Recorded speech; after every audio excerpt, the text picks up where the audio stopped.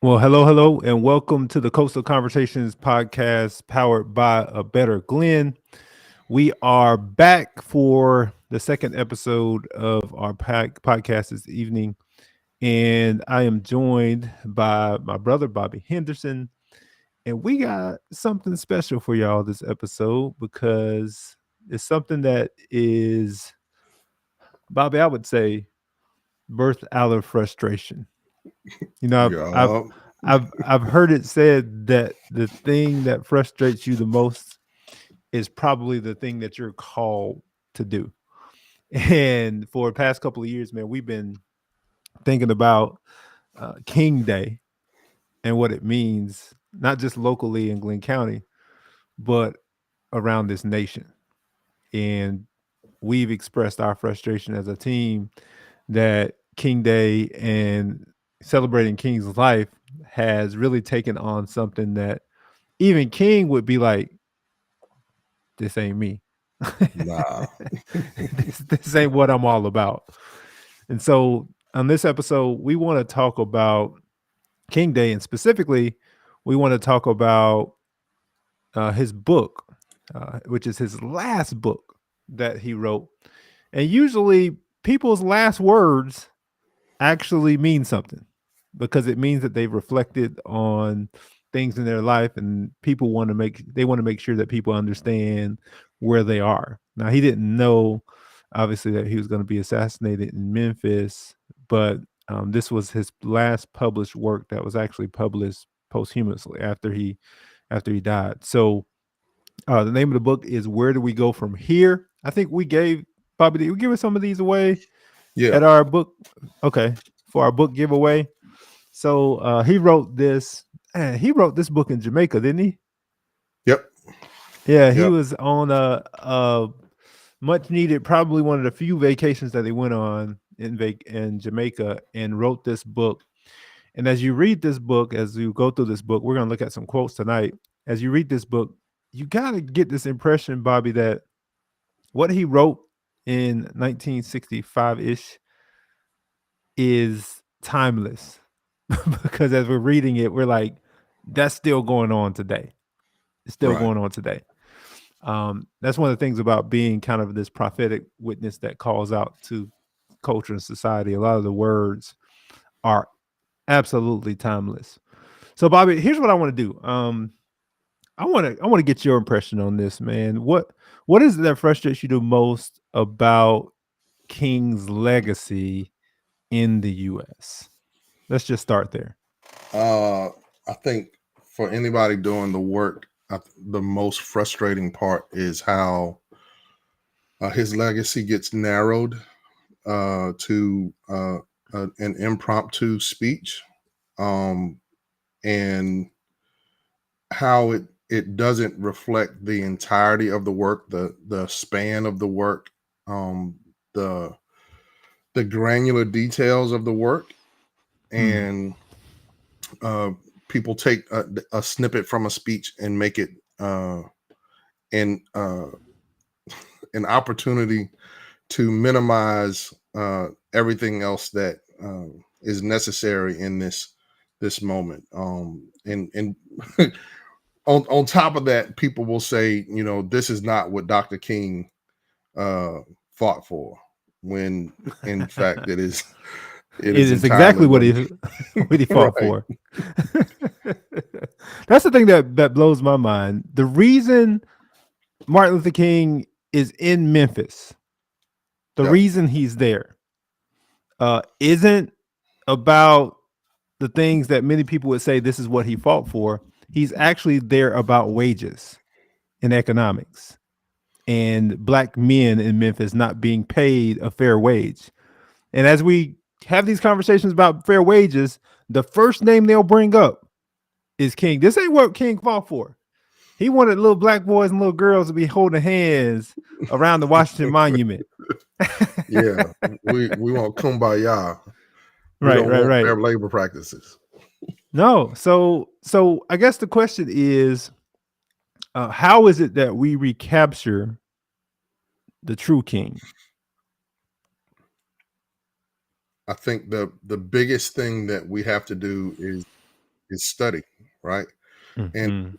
allow ourselves to even just focus on the speeches, focus on the life, the legacy, the partnerships, how he interacted with other people, how he's connected to this ongoing maturation of the work through his interactions with Stokely Carmichael, who becomes the impetus of the Black Power, Black Panther movement, Mm. and how we should look at government because of COINTELPRO, how we should interact with other organizations. I think that our biggest uh, responsibility is to learn. Hmm. Hmm. Yeah, he talks about Greenwood, Mississippi, and Stokely Carmichael, famous speech he made when he got out of jail, and how that was kind of the impetus for the Black Power movement. And I think King is really wrestling with that even in the book itself. But I want to start by looking at some quotes in the book that will, I think, generate some conversation between us. But if you all are here in the chat, we're streaming this live. If you're in the chat, just say hello to us. Make sure we know that you're here. And if you have any questions, thoughts, or anything, we definitely will see them and we'll put them on the screen for sure. Now, listen, um, he has some good little hitters in the book, bro. So I'm gonna go ahead and lay some of these out. So here's one of the first ones. You ready for it? White America was ready to demand that the Negro should be spared the lash of brutality and coarse degradation, but it had never been truly committed to helping him out of poverty, exploitation, or all forms of discrimination.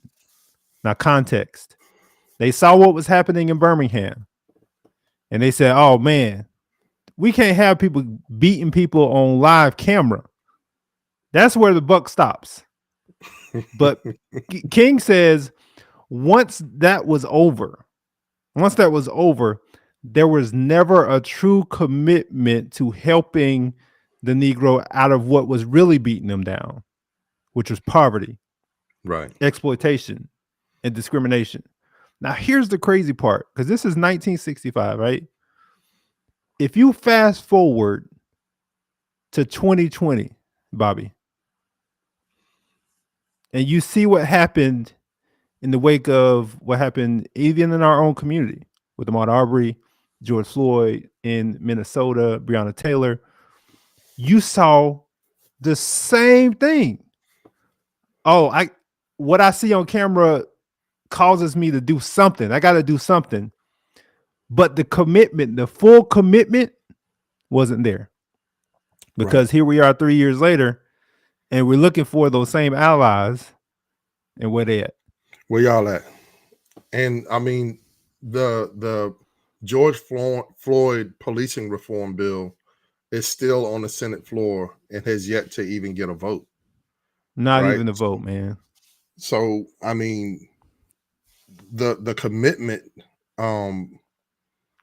was to placate to our emotions. The commitment was to pacify us in the moment. The commitment was not to actually put policy on paper and signature on paper and really transform the Black experience in America. It was to really, let's hurry up and get through this so that we can get back to the business of racial capitalism and racial exploitation. You know, I've heard this saying before, but I think it's true that history doesn't repeat itself, but it does often rhyme. And what Right. we're seeing in the past 4 to 5 years is exactly what King is saying here in the book when he says, man, white America was upset about what happened, what they saw on camera. Because it takes what you see on camera for you to actually act rather than what you see on the street every single day. He says that they were ready to go when they saw what was on camera, but here's what happened. The sprinters fell off to the side and they didn't stick with the marathoners. And that's always been the case, man. It's always been the case. So Always. the question is, does that Does that help more than it hurts? Is the question. I think that we have to consistently speak truth to power. We have to consistently tell the facts of the narrative and not allow ourselves to be duped into believing that things are better than what they are. I think that calling people to the carpet is the only way to bring about true reform. Even the scripture commands us to do such. Bring those facts to light. Try to deal with people in private, then try to deal with them in public, right? And we've had a lot of those private conversations to the point that now we have to be in the public square demanding justice and calling things as they are, as just platitude and not substantive debate and recognition of the evidence of our oppression, demanding a remedy that is long standing, that is just not catering to the emotions of the moment. Now, here's what the folks were saying in 65 after the Voting Rights Act was passed. Y'all got the vote. What else do you need? Like, just be satisfied with actually getting, quote unquote, the right to vote. And we could talk about that. But here was King's response, right? In the book. Where do we go from here? He said, jobs are harder and costlier to create than voting rolls. The eradication of slum housing millions is complex, far beyond integrating buses and lunch counters. He says, listen, those things are symbolic and good, but here's the deeper issues. Jobs, economic, right? Housing. And let's bring this home to Glenn County, bro. Let's be real. When you look at the housing market in Glenn County, and we have these conversations all the time about what's happening in the housing community in and around Glenn County. What we are seeing and continuing to see is that there's a continued push towards people of color, Black people, and even brown people being pushed out of communities where they actually had and owned homes. And so we're not just seeing this at a national level, we're seeing it locally in Glenn County. And we're trying to, as an organization, figure out ways how we can help eradicate some of that, because it's problematic, right? Right. So in 1977, in response to the things that were happening, trying to put some policies in place, right? Congress passed the Community Reinvestment Act, which says that if you're going to have a bank, you got to do business with the community that you're in. The response to that was, okay, we'll just leave poor communities, so we don't have to do banking with them. And a part of that, they create a CRA rating for each bank. So if you're doing business in your community, you get a certain grade for having invested in the community and done good business with the community. Here in Glenn County, there is one bank that has a CRA rating. Just one.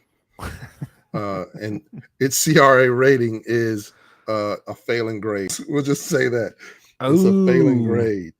However, now if you go around, Bobby, now you know the people are going to ask you. Now the people are going to ask you what bank that is. I will say the former Barnett Bank. Okay, there we go. There we go, people. So, I got the answer for y'all. Go ahead.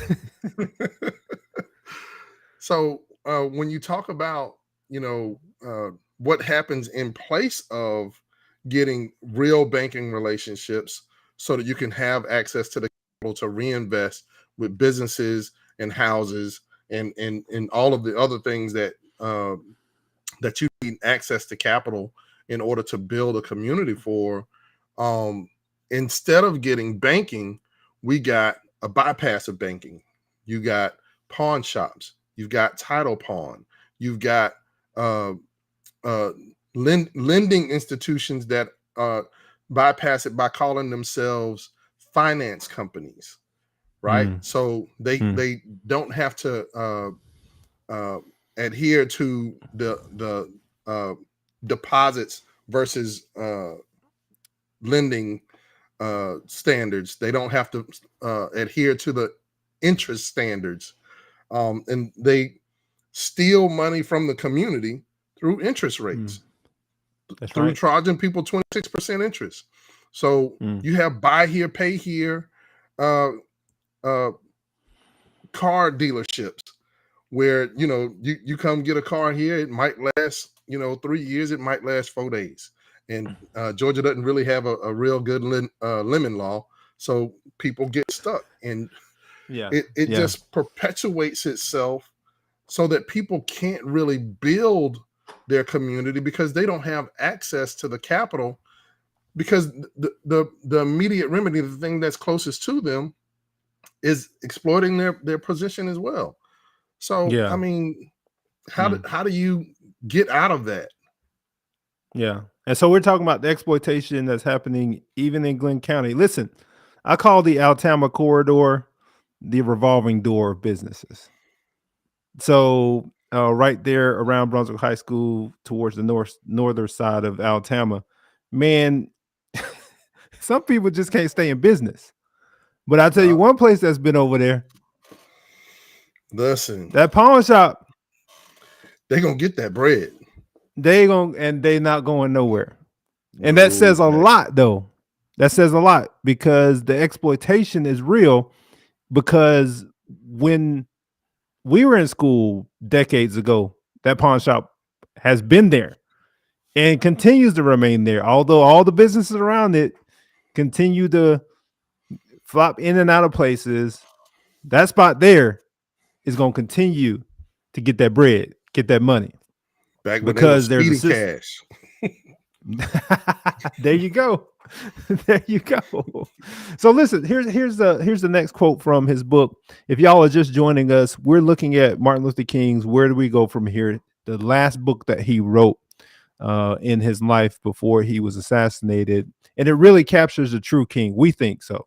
Me and Bobby believe so. Our team believes so. So we're just looking at some quotes and just talking about the impact in Glenn County of some of this. Listen to what King says. He says, in the days ahead, we must not consider it unpatriotic to raise certain basic questions about our national character. Bobby, this should be the quote for 2024. For real. He said, in the days ahead, we must not consider it unpatriotic to raise certain basic questions about our national character. Because as soon as you start raising questions about the U.S. overall and some of the policies that are in place, you're not a real American. Right. It's unpatriotic. And King says this in 65.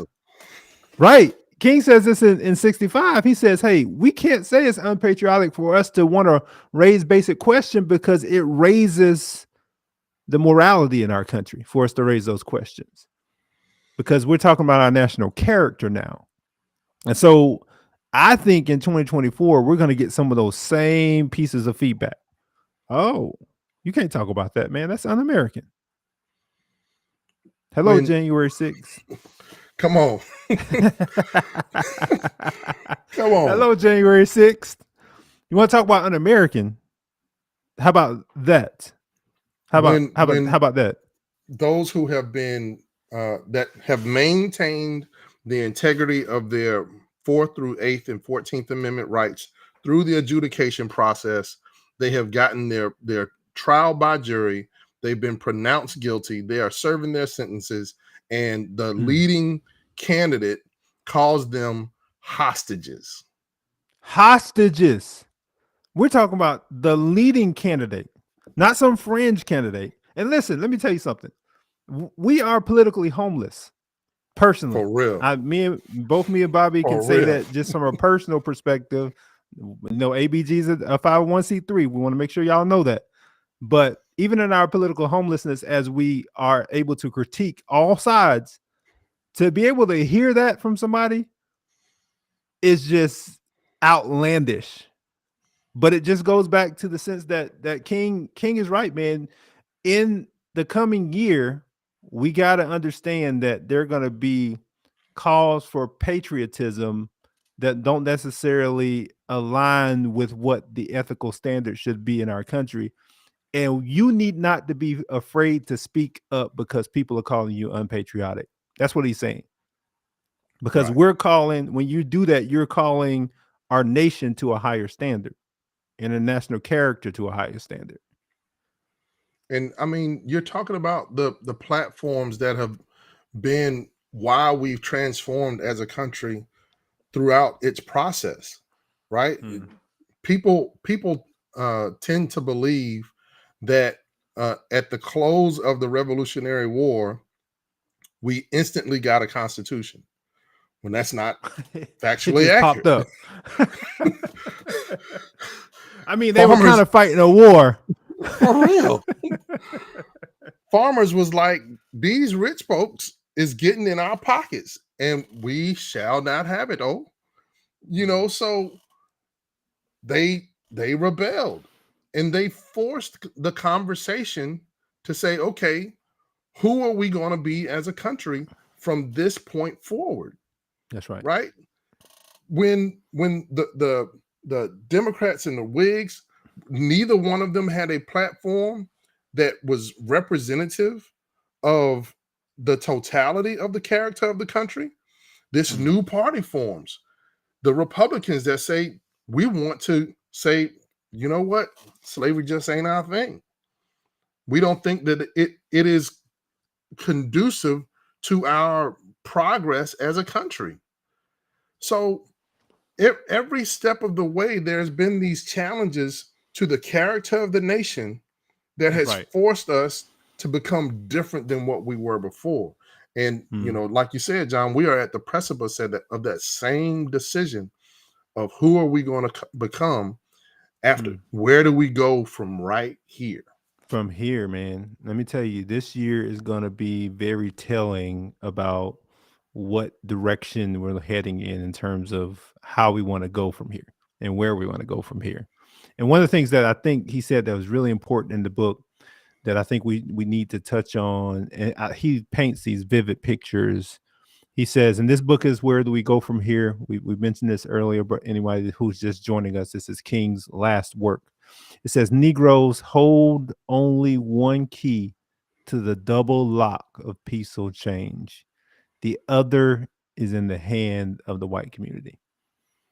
He has this picture of these two locks or double locks for peaceful change. And he's saying, listen, it ain't just us. And this is the chapter where he talks about the Black Power movement and some of the positive nature of it. But then there's also kind of the negative side to it, right? Because you cannot, and this is one thing that we learned as an organization, man, you can't do this stuff alone.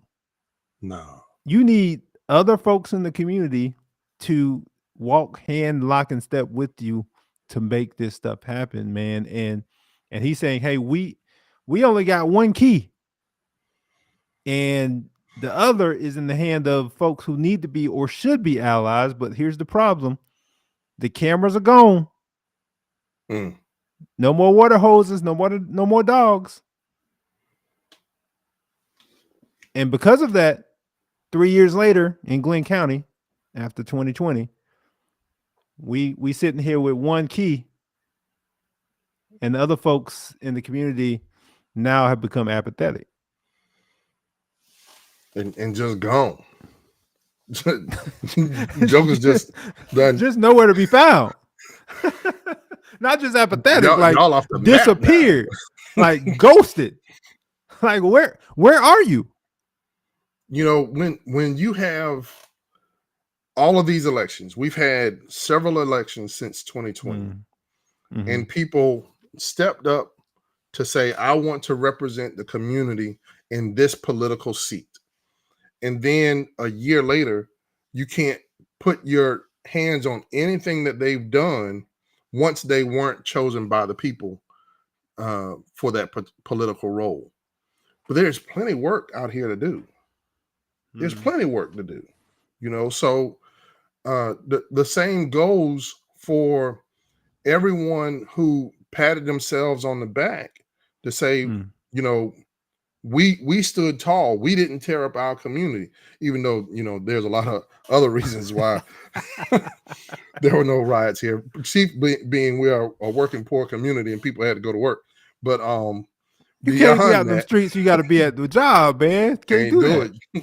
Can't do it. So when you have all of these people who have broken their arms to pat themselves on the back to say, we stood together, where are we now?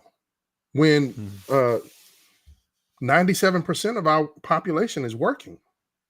Yeah. But poverty is not improving in this community. If all of these people working and poverty ain't improving, what are we doing? And that's the thing we got to get over, Bobby. Power is not positional. No. People feel like power in the local community, especially small community, is based on positions. Power has always been in the hands of the people. Always. And when somebody pursues a position and they don't get the position, they figure that they don't have the quote unquote power to make changes. When you have more power outside of that positional structure to be able to affect changes. Hello, ABG. All right.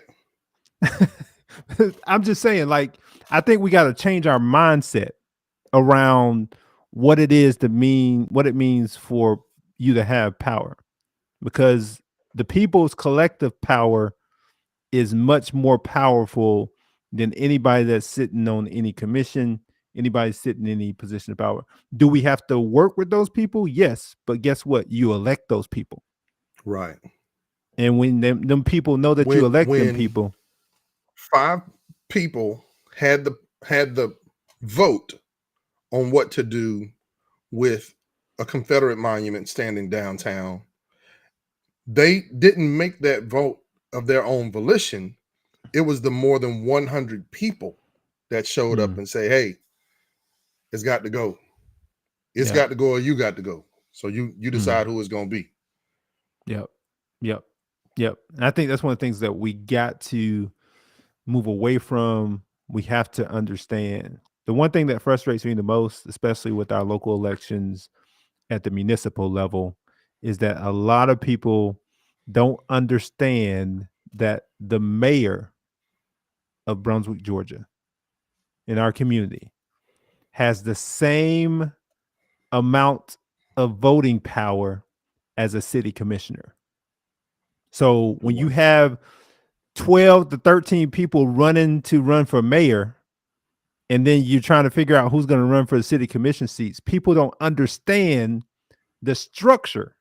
And because you don't understand the structure, your idea of this lofty idea of what a mayor is and what a mayor does, you don't understand that every city commissioner has the same amount of voting power for city votes as the local mayor. And that's the thing that frustrates me the most, because it's like, you got to understand that before you start trying to run for a position that you think is more powerful than any other position. And when you have that fight for that one position, everything else gets unfulfilled. You look at all the board seats that are empty, or people who have run for office for another term when they didn't want to, but there was no one to step in and take their spot. So they was like, I can't just leave it open. I'll just run again. So there are lots of opportunities out here to do work, but just like when King says that the Negro community only has one key, it's like ABG, man. there's only so much we can do. Yep. We got to have partnerships. We're a C3. We don't have C4 power. We don't have the power to be kingmakers and get people to run for political office. Now, Right. individually, I'm gonna be out there banging my pot, right, trying to get folks to run. But as an organization, there's only so much we can do. We have to have other people step up and Yep. sit on the Downtown Development Authority board, to sit on Brunswick Housing Authority currently has several board seats open. You know, you want to talk about making some real change? Go down there and sit on that board. Come on. Yeah. And that's one of the things that we try to continue to educate people on. But there's this consensus that power resides in certain spaces and places. And so we're trying to change that narrative. But I think that we're trying to get people to that place. And I'm glad for the work that we're doing, man, for sure. Let's talk about this next King quote. He talks about the Emancipation Proclamation. And he talks about like the founding fathers all the way down to Lincoln. And he says, hey, everybody's celebrating this Emancipation Proclamation, but here's the problem with it. It was like freeing a man who had been unjustly imprisoned for years, and on discovering his innocence, sending him out with no bus fare to get home, no suit to cover his body, no financial compensation to atone for his long years of incarceration, and to help him to get a sound footing in society. Sending him out with only the assertion, "You's free now. Now go be a productive member of society." Do you realize how asinine that is? For you to have someone who has been enslaved for hundreds of years and then say, all right, we're not even going to give you bus fare. We're not even going to give you no clothes, no compensation. Go be a productive member of society. But here's the crazy part, Bobby. Guess what? Man, during Reconstruction, we made something out of nothing, bro. The African American community post Emancipation Proclamation, Reconstruction, we've had more senators than we've had in U.S. history in that small, short period of time since then. So that short period of time has given us more U.S. senators than we have in the decades after that. And that's when, at that point, where it was like, hey, they moving too fast. Right. How do you tell folks who've had nothing, less than nothing, that we're moving too fast towards economic mobility? If you really truly want to give us an opportunity to quote unquote pull ourselves up by the bootstraps, why do you get upset when our people actually start to mobilize themselves upwardly? Why? Because of power. Again, that P word. Because people are sensing they're losing power, right? We have since the beginning been a hierarchical structure. We've been from the beginning a racial caste system. That's right. And if the bottom starts to do well, the entire scheme falls apart. So you have to be strategic in how you keep the bottom on the bottom. You know, and what's amazing is the black codes were specifically written out of the destitution that black people were forced into because they were not compensated for 12 and a half generations of labor. That's right. So now you say, oh, you ain't got no job, you go to jail. Right. What you mean I ain't got no job, bro? Yeah, and now you put them in a lose-lose situation, right? Which is, I mean, all the progress that was made during Reconstruction was snatched away by Jim Crow and by black codes and by what King calls this backlash that we're going to talk about here in a minute, because there's always backlash when there's progress. Again, history doesn't repeat itself, but it does often rhyme. It does often rhyme. Du Bois said, so the Negro stepped for a brief moment into the sunlight and then immediately stepped back into slavery. That's it, man. That's it. Denise says this. I want to make sure I recognize that. She said it's bigger than that in reference to serving on boards here. We know it's bigger than just the boards. Oh yeah. But for some people, that's a starting place. And I think that where people feel like they can't serve in other capacities, like being on a board like this might be helpful for you just to even attend the meetings regularly, because that means you now have a regular rhythm where you're hearing things and you actually get to vote on things. So I think, sometimes you got to start there before you address some of the other issues, or even while you address the other issues. Because over the past 3 years, we've learned you walk and chew gum. Otherwise, if we focus on one thing at a time, we just aren't able to get things accomplished. So, Denise, I appreciate you for chiming in there. Hey, let's talk about liberals, because King gives it to both of them, the conservatives and the liberals, in the book. He says this. He says, many liberals have fallen into the trap of seeing integration in merely aesthetic terms, where a token number of Black folks or Negroes adds color to a white-dominated power structure. Let's get our token Black person. Yo, yeah. If we get our token Black person in place, we good. We good. We can put him on the website. If I can get you on the website, that right there is reconciliation. It is integration. We are good to go. Meanwhile, and here's the thing. Some of us are completely comfortable with being that person. Oh yeah. Oh yeah. Agent 800's all over the place.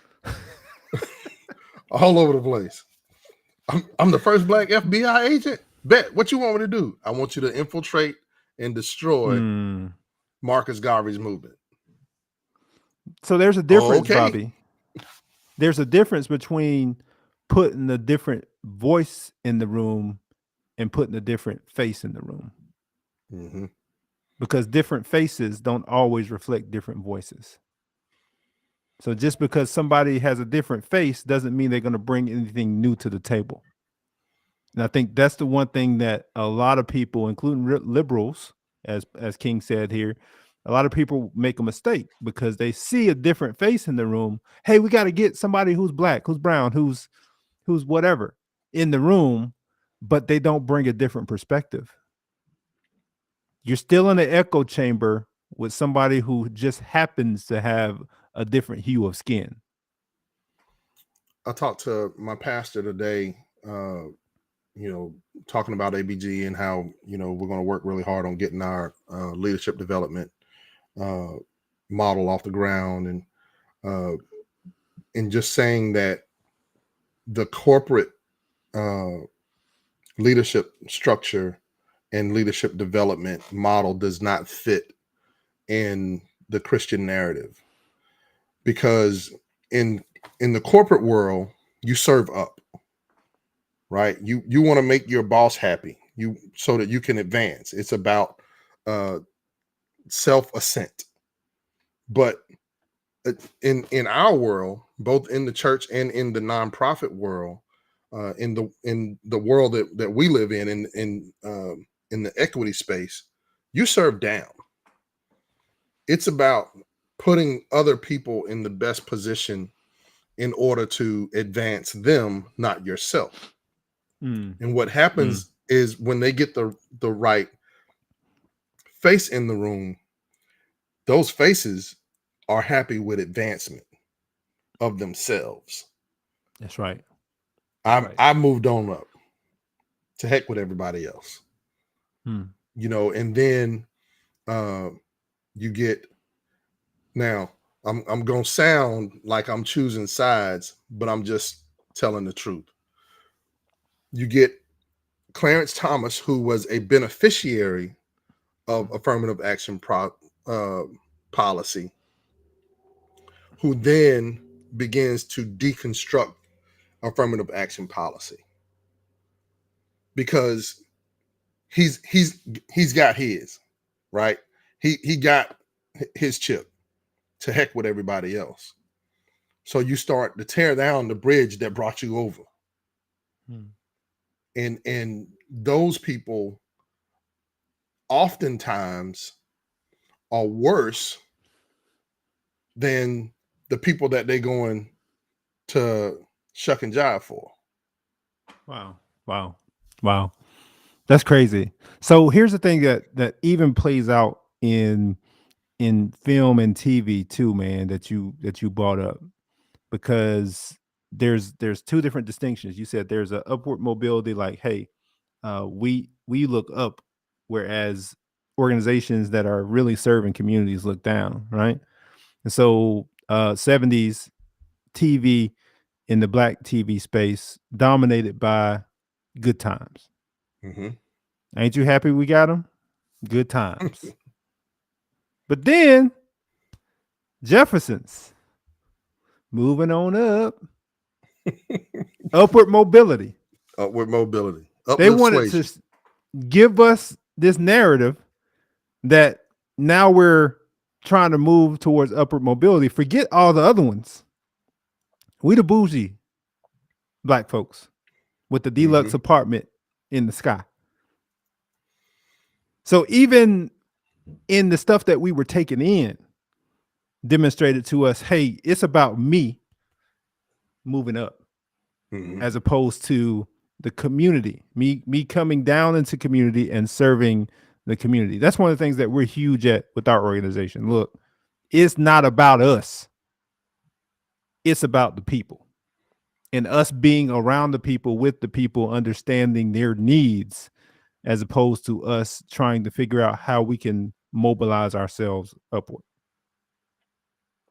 I need to talk about one thing here, Bobby. Go ahead. You about to say something? No. I think go ahead. I think this quote is one that both of us are going to appreciate. You ready for it? Looking at quotes from Dr. King's last book, Where Do We Go From Here? He wrote it in Jamaica. This is his last book that he wrote. It was published after he was assassinated, and it really captures his heart.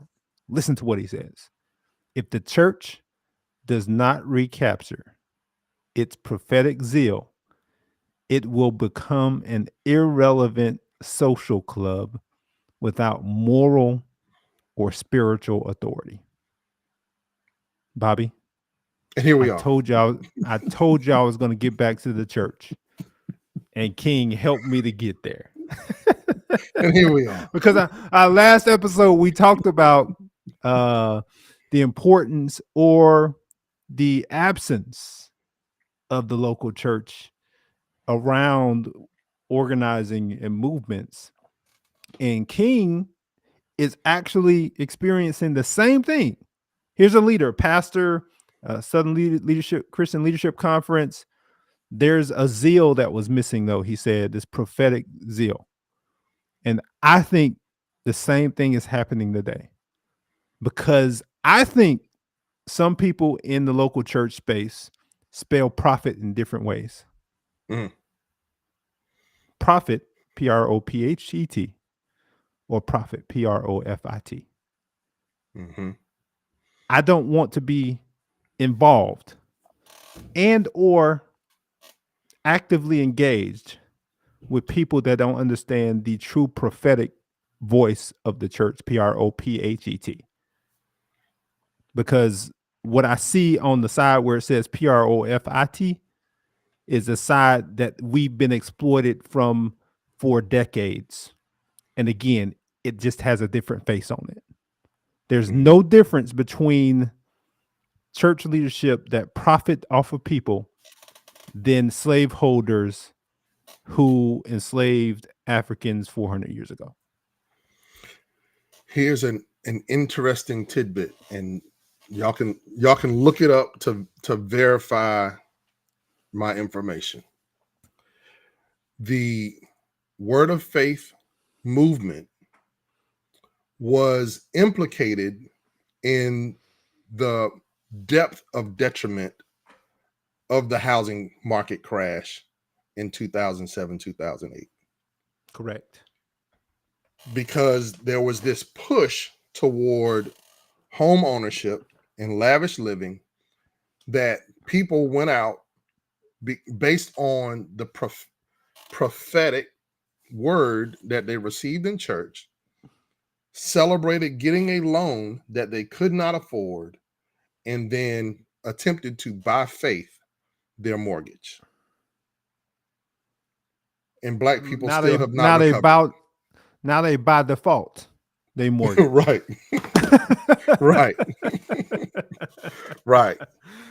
Oh, so that's the thing that I guess as a pastor, and I think many of you all know that I'm a pastor. Bobby served in church leadership, has done that for many years, served as an elder as well. So we have a very special place in our hearts for the idea that the local church should be the prophetic voice of the local community. I think one of the things that has happened is that voice has been ripped from their hands because of the lack of moral authority. And here's the problem, because now people are looking for that voice and they've tried to find it in other organizations, national and local, and they have all failed them in some way. And so King, who was a Christian leader, pastor, unapologetically, who worked with other people around him. We talked about this last time. He worked ecumenically with Jewish folks, folks who were LGBTQ. He worked with folks across the board to get to his social goals and ends. And I think that as an organization, we're trying to make sure we're engaged in leadership, especially local leadership, who understand the prophetic nature of the voice of the church, which should have the moral authority, ethical authority in the local community, but doesn't always have that local moral and ethical authority. And the absence of accountability in that regard is what allows it to become self-sustaining. Yeah. And like we try to check people over the wrong stuff. Stuff that don't matter. Stuff, I'm not going to go into somebody else's watch night service except to say that watch night was born out of an anticipation of liberation. That's it, right? man. That's it. That our oppressors would no longer have us in chains. And now watch night has become the celebration of, again, self-ascent. Self. So you telling me it's not Give Me More in 2024? Man, them rhymes be killing me.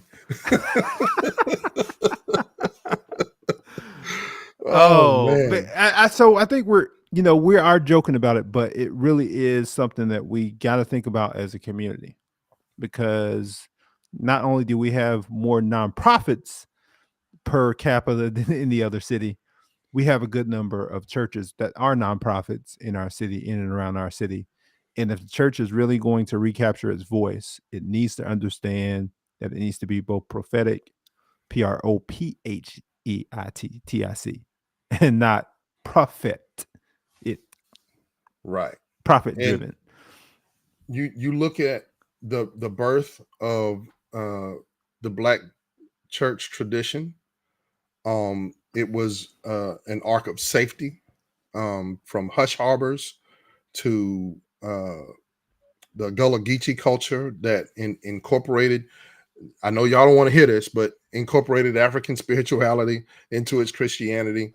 And there are elements still present in our worship today. Even, ring shouting is born. Boy. Yes, sir. Right. So, but I like my church with a little bit of African spirituality.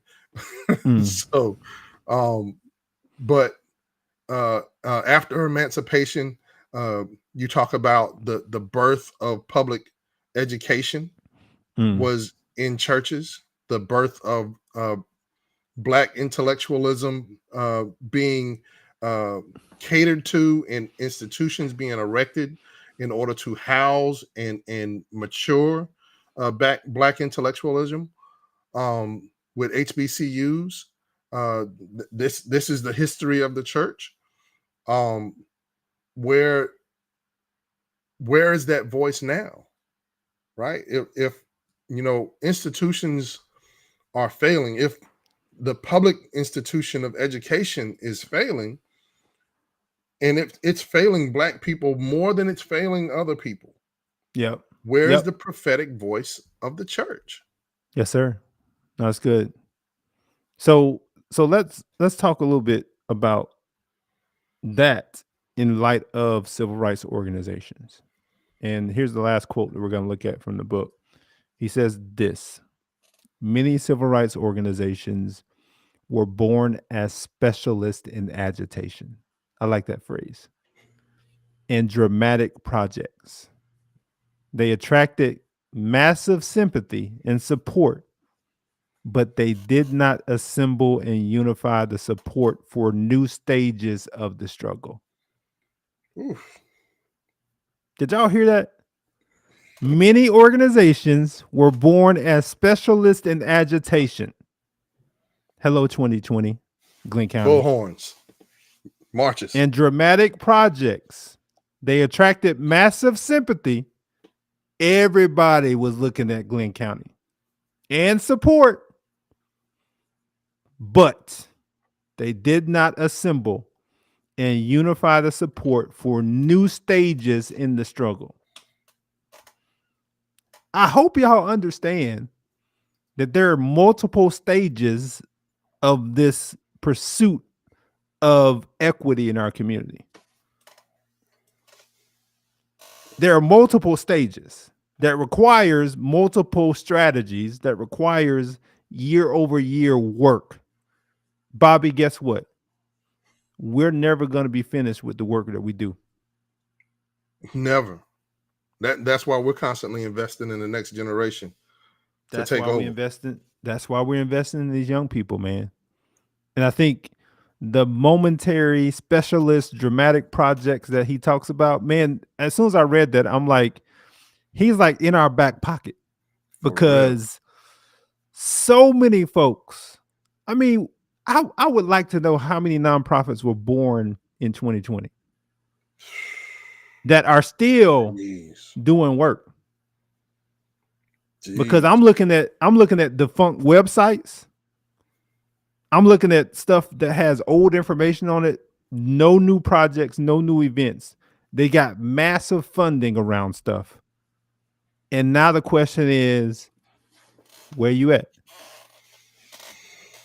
Why? Because they didn't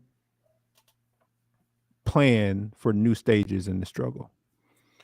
And what's even worse with a lot of these organizations is when they hear a new buzzword, they move toward that and go get funding for that too. Bro, I ain't never heard so many work. I ain't never heard so many people start to say equity, and then when I ask them to identify it or define it, it's as quiet as a church mouse. Because equity gets you money. Right. You've been in existence for 12, 13 years. I never heard you say the word equity until the grant application came through. Bro, and when you got folks out here fundraising off of other people's work, you staking claim to something that happened that you didn't really have nothing to do with. And this is happening all over the country. Yeah. And the only thing that you've got to show for it is, let's just say, in DC, they renamed the street Black Lives Matter. But what else have you heard about what's happening in DC? Exactly. DC has a greater population than, I think it's 5 states. Has a greater population than 5 states. Where's the 51st state commission at to force representation of your people at the federal level? Because you can't vote in federal elections. See what I'm saying? But we got a street. Got that street though. I mean, got that street, got that Got- mural. Done. Check that off, bro. We good. We good to Check that go. off. I mean, that don't sound familiar at all. But what I am saying is that there are stages to this struggle. And Yeah. what we've been thinking about is what does it look like 3 to 5 years from now? And for us, it's about investing in younger leaders and making sure they understand what this struggle is about. This is why we do our justice journey. This is why we take kids free of charge to all these cities to experience the struggle again. History doesn't rhyme, but it repeats itself. So when they're immersed in 1960s culture, when they're immersed at Brian Stevenson's museum in Alabama, and they see this and they say, man, this is just like today. They Mhm. start to light up. And because they light up, now we're able to pour into them and say, hey, there are things that you can do because there's new stages of the struggle that Bobby and I, the leadership team of at Better Glen, we're not going to see through. We're not going to be able to see it through. So the key is to be able to invest in folks who can continue the change in the community. And that's what we're dedicated to do, right? Absolutely. You know, and it's seeing where other people have, you know, dropped the ball. It's being able to put them in front of leadership in Memphis, Tennessee, you know, not long after they've had a major national incident with their policing and citizens there. And they talk about the policies that they're putting in place in order to rectify that. And then a city councilman right before he resigned said, yeah, we ain't did none of that. We ain't did none of that. So it's not just about getting the policy, but it's having public accountability that lasts beyond the ballot. It's being continually involved in the public square and in the political realm, right? So that this work matures as our issues mature. So that we have people that in greater number. ABG is 10 members. 10 members. But Coach Vaughn saw a huge increase in Social Justice Club membership. Yep. From the 22 students that we took, they almost double, triple the people in the classroom. He couldn't have space to hold them because they saw the value in it. And that's one of the things that excites me, Bobby, is that, you know, I know that we've been diving into the work, man, but we cannot do this by ourselves. No. We're going to need these younger folks in the community. And we need to demonstrate to them what it looks like not to try to gain power and position, but to come down and serve the community. And that's one of the things about this crew. Like, we got them out here serving. Like, y'all not just going on a free trip. Like, y'all going to be in the community serving with us. So you're doing the serving day. You're doing the King Day we're about to talk about here in a second. But that's our strategy, and that's our plan. Absolutely. So, King, where do we go from here? We want to be able to recapture some of his legacy, and we want to do that locally by one of the things that we want to try to do this year, and we are going to do this year, is our King Day of Service. King Day of Service. I think I may have that date wrong on here. Yes, July the 13th. It's January 13th. So on January 13th, I actually have King Day on here, but on January 13th, we've already partnered with Ford Brunswick, United Way, GP, and who am I missing? That's it for official partnerships. But we've got a lot of other organizations that are chiming in, chipping in. You know, it's going to be an amazing day of work. Yeah. So we need you all to go over to our page. We got registration set up. We'd love for you to come out. We got free shirts. I know everybody loves free shirts. And but it also means you're going to be working. We got 3 sites set up that we're going to be doing some work at.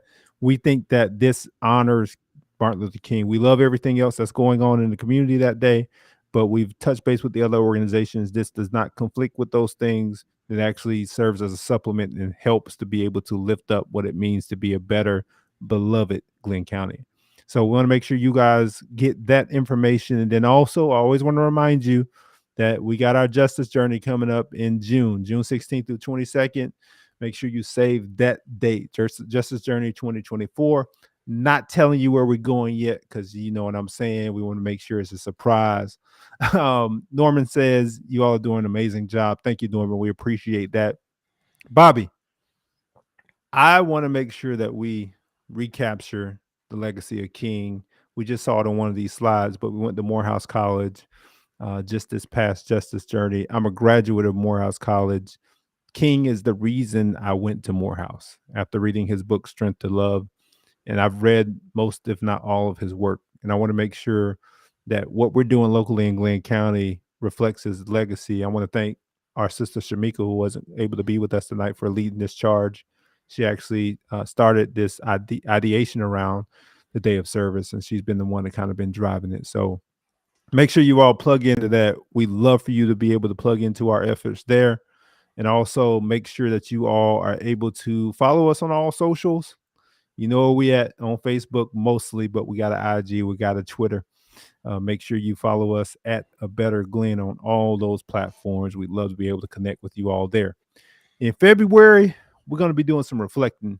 I think my brother may be joining us on that one. We'll be 3 years removed from what was probably one of the most atrocious acts that have happened in Glenn County. And so we want to talk about that, but also kind of talk about what's next. Again, next steps. We always thinking about the next stage. So looking forward to that conversation because it's been a grueling 3 years, but sometimes you have to go back and reflect. So looking forward to y'all joining us on the next episode. This is the Coastal Conversations podcast. Brother Bobby, as always, man, it's a pleasure chopping it up with you, bro. Absolutely. All right, man. We'll see y'all next go round. Peace out. And blessings.